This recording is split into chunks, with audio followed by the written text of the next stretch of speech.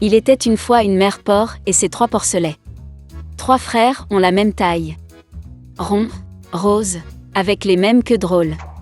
Tout l'été, les cochons jouaient dans l'herbe verte, se prélassaient au soleil, se prélassaient dans les flaques d'eau. Mais l'automne est arrivé. Un jour, ma mère a dit qu'il était temps pour eux de penser à l'hiver. Elle leur a demandé de construire une grande maison. Le jeune frère a dit que l'hiver était encore loin. Le frère du milieu a dit qu'il construirait sa propre maison en cas de besoin. Et le frère aîné a décidé de construire la maison lui-même. Les frères cadets et intermédiaires n'ont fait que jouer à leur jeu. Il faisait de plus en plus froid chaque jour. Le jeune frère a décidé de construire une maison en paille. Le frère du milieu pensait qu'il ferait très froid dans la maison au toit de chaume en hiver. Il a décidé de construire une maison à partir de brindilles et de brindilles. Le soir, leur logement était prêt. Ils étaient très fiers d'eux-mêmes et ne pouvaient pas se lasser de leur bâtiment. Maintenant, ils étaient libres et pouvaient faire ce qu'ils voulaient. Ils ont décidé d'aller voir leur frère aîné et de voir quel genre de maison il s'était construit. Le frère aîné était occupé à construire. Il a appliqué des pierres, malaxé de l'argile et s'est lentement construit une maison fiable et durable. Les jeunes frères ont trouvé leur frère aîné au travail. Ils étaient très surpris du genre de forteresse qu'il construisait. Le frère aîné a continué calmement à travailler.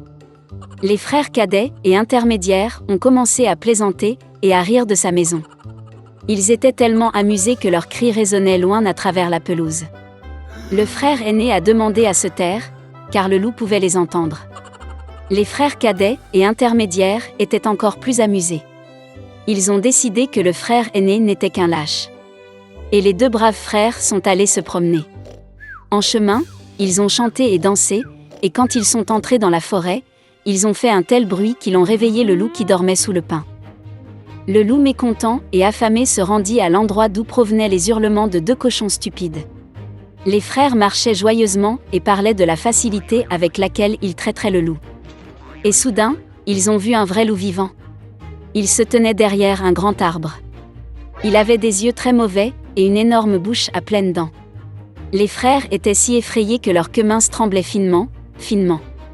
Le loup se prépara à sauter, il fit claquer ses dents et cligna de l'œil droit. Les porcs reprirent soudain leurs esprits, hurlant à travers la forêt, se précipitèrent pour s'enfuir. Soulevant des nuages de poussière, ils se précipitèrent chacun dans sa propre maison. Le jeune frère a couru vers sa hutte au toit de chaume et a claqué la porte devant le loup. Le loup grogna et demanda d'ouvrir la porte. Le jeune frère, par peur, ne put prononcer un mot.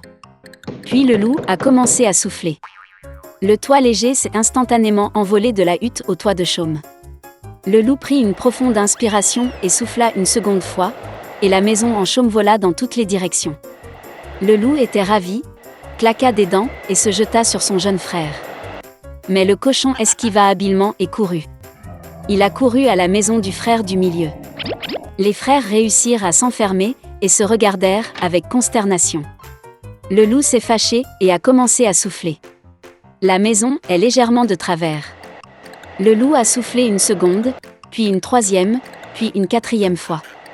Mais la maison était toujours debout. Le loup prit une profonde inspiration et souffla pour la 5e fois. La maison a tremblé et s'est effondrée.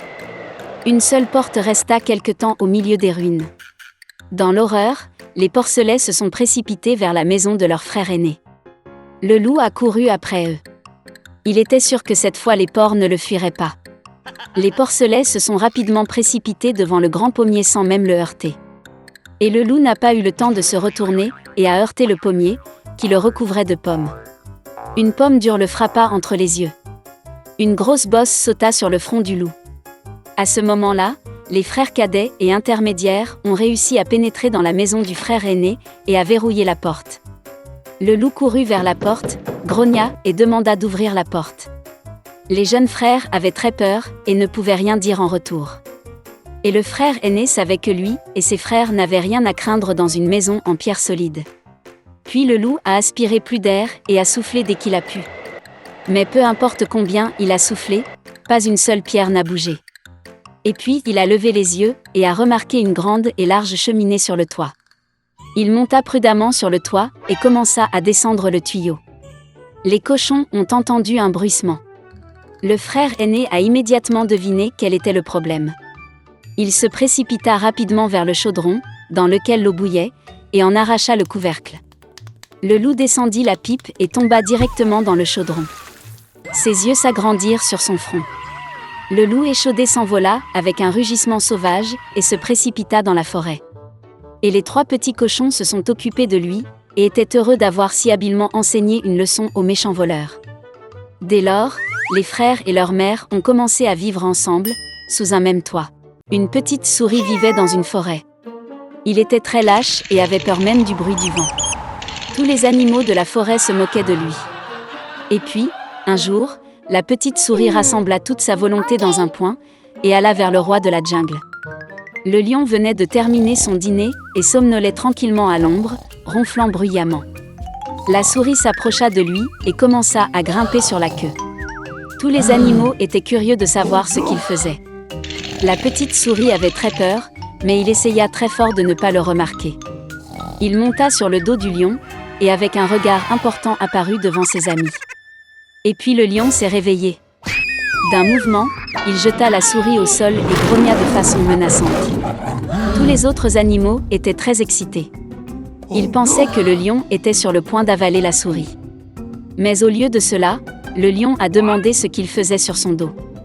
Rassemblant toute sa volonté dans un point, la souris demanda au roi de la jungle de le prendre sous son aile, afin qu'il n'ait plus peur de personne ni de quoi que ce soit. Parce qu'il était l'animal le plus lâche de la forêt. Et en retour, il a offert son aide. Le lion écouta silencieusement la souris. Mais il ne pouvait pas comprendre comment une petite souris pouvait aider un lion grand et fort. Au début, il éclata de rire, puis avec un grand rugissement chassa l'homme insolent. La souris s'enfuit instantanément, heureuse que le lion ne le mange pas. Tous les autres animaux ont couru après lui. Un certain temps s'est écoulé. Le lion a eu faim et est allé chasser. Mais il n'a pas remarqué le piège tendu par les chasseurs et y est tombé. Le roi des bêtes était suspendu dans les airs, pris dans un filet de chasse. Il a essayé de s'en sortir, mais n'a pas pu le faire. Et comme le lion était le roi de la jungle, il ne pouvait pas se résoudre à crier à l'aide. De plus, les chasseurs pouvaient l'entendre. Les animaux ont vu le lion, mais personne n'a osé s'approcher de lui. Et le lion a décidé de faire confiance au destin, sans rien faire. Par accident, la même petite souris était à proximité. Voyant le roi des bêtes dans les filets, il décida de l'aider. La souris grimpa sur la longue queue du lion, lorsqu'elle atteignit le filet, se mit à la ronger. Après un certain temps, toute une foule d'animaux s'est rassemblée près du piège. C'était intéressant pour tout le monde de regarder ce qui se passait. Soudain, quelque part au loin, le cri des chasseurs se fit entendre. Les animaux ont eu très peur et se sont enfuis dans la forêt. Mais la souris a continué à ronger obstinément le filet. Finalement, le filet s'est cassé et le lion s'est libéré. Sans réfléchir à 2 fois, la souris a grimpé sur son dos et ils se sont enfuis. Lorsque le lion est arrivé dans sa grotte, il s'est excusé auprès de la souris. Et il a dit qu'il avait sous-estimé un si petit animal, décidant qu'il ne serait d'aucune utilité. Et pour le fait que la petite souris a sauvé la vie du roi des bêtes, il n'a plus besoin d'avoir peur de rien ni de personne. Désormais, le lion le prend sous son aile. Tous les animaux, regardant ce qui se passait, riaient et applaudissaient la courageuse souris. Depuis lors, le lion et la souris sont devenus les meilleurs amis et la paix règne à jamais dans la forêt.